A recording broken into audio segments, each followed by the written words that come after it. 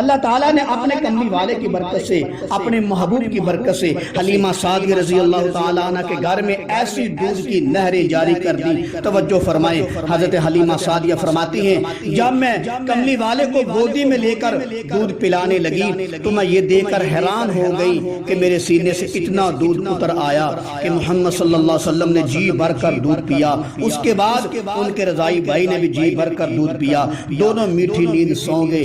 نبی صلی اللہ علیہ وسلم کا رضائی بھائی جو کئی دنوں سے پیٹ بھر کر دودھ نہ پی سکا تھا، اس نے بھی آج پیٹ بھر کر دودھ پیا۔ گویا نبی صلی اللہ علیہ وسلم نے آتے ہی اپنے بھائی کی دعوت کر ڈالی۔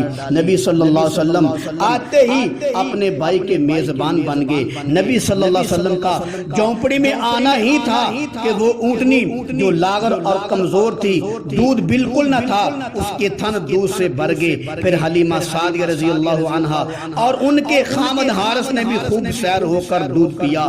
گویا نبی صلی اللہ علیہ وسلم نے آتے ہی سب گھر والوں کی دعوت کر دی۔